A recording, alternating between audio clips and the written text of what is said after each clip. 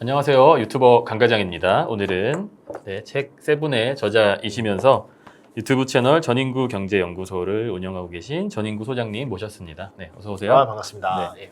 네, 제가 또 소장님 책을 읽어보니까 대학 입학 전에 과외 전단지를 돌리고 그 실업계 꼴찌권 학생을 2개월 만에 전교 4등으로 만들었다고 들었는데 그 무슨 과에서 일인가요? 4등이었었어요. 과에서. 제가 이제 과외를 구하게 됐는데 지금도 제가 어떻게 보면 그때 영감을 받아서 저희 직원 뽑을 때 철학 중에 하나예요. 입학도 하기 전에 전단지를 뿌렸더니 연락이 왔어요. 면접을 보러 오래요. 근데 알고 보니까 제가 세 번째 사람이더라고요. 전문 과외 선생님, 한 명은 공대 박사, 그리고 한 명은 대학교 입학도 안 한 척. 어떻게 된 거죠? 시범 수업을 하고 났는데 다음날 제가 합격이 된 거예요. 나중에 알아봤더니 눈빛이 마음에 들었대요. 그때가 건설회사 사장님이었는데 저 친구가 정말 열정적으로 하겠구나. 그러니까 눈빛 하나 보고 맡겨준 거예요. 그러면 제가 할 수 있는 거는 그거를 보답하는 수밖에 없다라는 거죠. 만약에 제가 뭐 스펙이 높다라던가 뭐 전문가였다 이러면은 뭐 당연히 날 선택했겠지. 별다른 감흥이 없었겠지만 저는 저한테 처음 기회를 준 사람한테 굉장히 고마움을 느꼈겠죠. 그럼 그거를 보답하기 위해서 열심히 했죠. 이제 보통 실업계 같은 경우는 뭐 두 개 하나가 이제 성적이 하나 석차로 나와요. 두 개 과 합쳐서 2개 반 합쳐서 꼴찌였었는데 2개 반 합쳐서 4등까지 올라가게 되니까 이제 자기 그 딸까지 가르쳐라 해가지고 2명을 가르치게 됐고 나중에 한 4년을 맡겨주신 거예요. 거기서 벌은 돈만으로도 학비가 해결이 됐죠. 그러면서 앞으로도 이렇게 내가 기회를 줘야 되겠다. 어떻게 보면은 학력이라던가 저도 요새 느끼지만 요새 사업이 더 그런 것 같아요. 학력의 의미가 많이 사라지는 것 같아요. 얼마나 문제를 잘 해결할 수 있는 사람인가. 이 문제라는 게 종류가 사방에서 여러 가지로 터지거든요.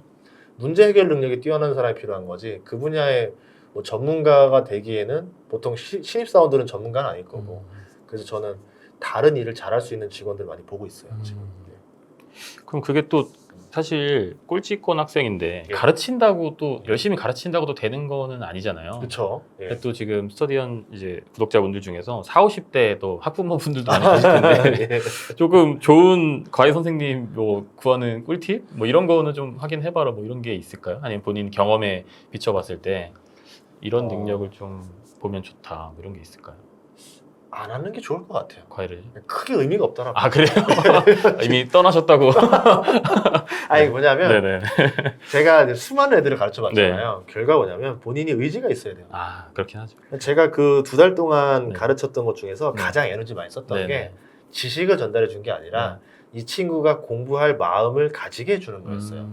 그러니까 우리 아이가 성적이 나쁘거나 좀 중간 정도라 그러면은 뭐 잘못된 습관이 있을 수도 있겠지만 기본적으로 공부를 해야겠다라고 바꿔주는 게 더 먼저고 그럼 공부를 하고 싶은 마음이 된 상태에서는 기술을 투하할 수가 있는 거죠. 예를 들어서 전쟁을 할 마음이 없는 군인들을 내려놓고 총쏘기 훈련 백날 시키면 뭐예요? 쏘지 않을 건데. 그러네요. 내가 지금 싸우고 싶어요. 나 전쟁하고 싶어요. 지금 나가서 나라를 지킬 거예요 하는 사람들한테 어떻게 해야 사격 명중률이 더 올라가고 어떻게 해야 수류탄을 더 정확히 던질 수 있고 이런 거를 가르쳐줘야 효과적인 교육이 되는 거죠. 제가 이제 올해 말에 딸이 이제 태어났는데 어떻게 하면은 공부할 마음을 가지게 할 것인지 한번 어떻게 하면 문제 해결을 잘 하는 아이가 될지 그거는 이제 정확한 거 하나 압니다. 맞아요. 제가 동네를 여러 군데 다니는데 지금 약간 박사급들 연구원들이 많이 다니는 동네에 살아요. 이 동네의 특징 중에 하나가 TV가 없어요. 그래요? TV가 없다. 거실에 책이 되게 많다. 그리고 그 거실의 책들을 부모님들이 즐겨본다. 잠깐만, 제가 TV는 안 놓을 수 있을 것 같고 거실에 책도 놓을 수 있을 것 같긴 한데 제가 책을 읽어야 되는군요. 그럼 자녀들이 매일 보는 게 뭐냐면 엄마 아빠가 책 읽고 있는 것들 책을 읽고 생각하는 대화의 어떤 기법들 이런 것들을 스며드는 거거든요. 안 그러면요 애기가 2살부터 스마트폰 이렇게 넘기고 있어요. 요즘 그렇더라고요 진짜로. 애들이 2만 원 거 막 이거 들고 막 이렇게 막 태블릿 PC 들고 그렇게 놀고 있던데 갑자기 마음이 좀 무거워지고요. 어떻게 하면 제가 책을 먼저 볼 수 있을 생각을 좀 해보겠습니다. 그래도 제가 소장님 유튜브 되게 즐겨보는데 이슈가 터지면 진짜 정말 발 빠르게 영상을 만들어 올리셔가지고 많은 시청자분들도 사랑을 또 받고 계신데 이게 뭐 이슈가 사실 터진 다음에 준비를 하려면 늦잖아요. 이미 평소에 뭔가 어마어마한 공부를 하고 계실 것 같은데 평소에 어떤 식으로 좀 이런 정보 수집을 하시고 공부도 하시는지 궁금합니다. 저는 잡다하게 공부하는 걸 되게 좋아해요. 그러니까 항상 생각이 뭐냐면은 뭐라도 지금 배워두면 언젠간 써먹을 일이 있을 것이다 라고 생각을 했는데 운 좋게 제가 굉장히 다양한 일들을 많이 했고 그때마다 배웠던 것들을 써먹을 일들이 굉장히 많았어요. 제가 가지고 있는 지식이 뭐 정말 뭐 유명하신 분들 한 100이라 그러면 저는 30이 안 될 수도 있어요. 근데 저는 그 30 중에서 20 이상은 활용하는 사람인 것 같아요. 그러다 보니까 가진 지식 대비 활용을 많이 하는 사람 그리고 이제 좀 대중적인 마인드를 많이 가지고 있어요. 제가 궁금한 게 보통 남들도 궁금한 게 많더라고요. 그거를 만약에 나오면 키워드가 나오면 조사를 해봐요. 위키백과 이런 거 되게 좋아요. 지식백과. 그러면서 연단으로 또 나와요. 이게 있네 이게 있네 이렇게도 하고 예전에는 또 미술에 빠져가지고 미술이요? 서양 미술사 책을 두고 휴가를 갔어요. 외국 가서 외국 빛이 있어 보이는데요? 가서 서양 미술사를 보고 있으니까 사람들이 저 사람 뭐야? 막 이렇게 되는데 그게 너무 재밌는 거예요. 그냥 좀 그 관심사들을 빠르게 하기도 하고 옛날에 대본을 썼었기 때문에 서양 뭐 명품사라던가 서양 요리학이라던가 뭐 여행이라던가 역사라던가 이런 것들을 뭐 원치 않게 공부를 했었는데 언젠가 또 이게 활용할 일이 또 발생하더라고요. 그러면서 그때 또 활용을 하기도 하고 이렇게도 생각하는 거죠. 저기에 필요한 지식들일 수도 있겠지만 이 이슈가 제가 잘 활용할 수 있다라고 판단된 것들을 끌어오는 거죠. 제가 모든 이슈를 얘기하는 건 아니에요. 그냥 제가 알고 있는 것들 중에서 쓰는 것들인 거죠. 어떻게 이렇게 또 다양한 일을 하시나 되게 궁금했는데 이런 식으로 또 하고 계시다니 또 되게 놀랍고요. 그러면은 막 진짜 이거는 어디다 쓸 수 있을까라고 생각했는데 기가 막히게 딱 뭔가 활용했던 뭐 예시 같은 게 있을까요? 있죠. 제가 이제 군대에서 장교를 했을 때 저희 부대원들이 하는 일 중에 하나가 배에서 화장실도 고치는 일이었거든요. 배관 뜯는 거, 타일 깨는 거, 타일 박는 거, 그런 거를 변기 뜯는 거 저걸 어디서 쓸 수 있을까? 우선 배워봤어요. 제가 나중에 셀프 인테리어 할 때 쓰고 있더라고요. 그렇게 되는구나. 부동산 투자를 하시니까. 용접도 배웠거든요. 용접도 하고. 그러니까 이제 그거를 하게 된 이유도 뭐냐면 제가 이런 것들을 해봤던 경험이 있으니까 셀프 인테리어 할 수 있어 라고 들어가는 거죠. 대충 이렇게 이제 하고 이런 장비들 필요하고 이러다 보니까 그러면 해볼 수 있지 않을까 과감하게 들어갔던 거예요. 나중에 그래서 그 제가 쉐어하우스라든가 이런 거 할 때는 혼자서 도배하죠, 장판하죠, 뭐 페인트하죠, 미장도 하죠, 벽지, 뭐 조명 다 하거든요. 이런 것들부터 열흘이면 한 집 하나 다 끝내요. 그렇구나. 이제 그러면서 점점 기술이 늘어나는 거죠. 한번 해보셨던 거니까 또 시도하는데 약간 조금 두려움이 덜했겠네요. 어딘가에서 혹시 타일을 좀 힘들게 깨고 계시는 분이 계시다면 참고하시면 좋을 것 같고요.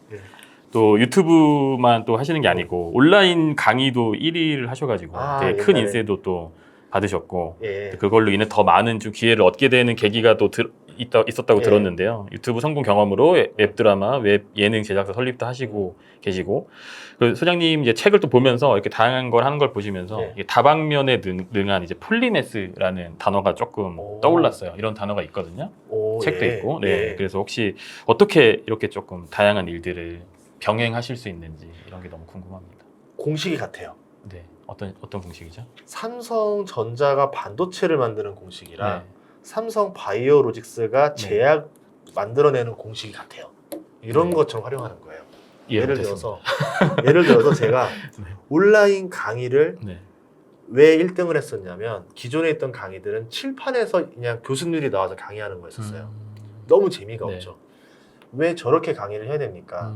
그냥 서로 예능처럼 대화하면 안 됩니까? 예능 프로그램처럼 충격적인 일인 거죠. 근데 할 수 있을 것 같다. 근데 그 대본을 쓸 수 있는 사람이 없는 거예요. 왜? 혼자 하던 대본을 4명으로 쪼개줘야 되거든요. 그거를 예능감까지 넣어서 할 수 있을 것 같다. 제가 그동안 TV를 많이 봤다. 이제 그래서 그 경험이 또 이렇게 쫙 만들었더니 그 1등 한 거예요. 그 뒤부터 이제 트렌드가 바뀌는 거예요. 다 예능식으로. 그렇게 하면서 했었던 거고 그 예능 대본에 비슷한 대본을 쓰다 보니까 나중에 제가 또 소설책도 썼었거든요. 이렇게 하다 보니까 웹드라마, 웹예능 해볼만 하겠는데 이제 그렇게 써다 보니까 괜찮겠는 거예요. 나오는 거예요. 이거 되겠다. 그럼 배우만 섭외하면 될 것 같은데 영화 어떻게 찍지? 근데 제가 영화 투자를 하면서 예전에 영화 배우로 출연도 몇 번 했었어요. 영화 배우를? 예. 그래요? 투자를 하니까 좀 넣어주더라고요. 어디? 단역하시라고. 그래요? 그래서 곳곳에 한 번씩 나올 때가 있어요. 그러다 보니까 이제 그럼 영화를 보다 보니까 제작 시스템을 다 배우잖아요. 어떤 환경으로 시작이 되는구나. 네.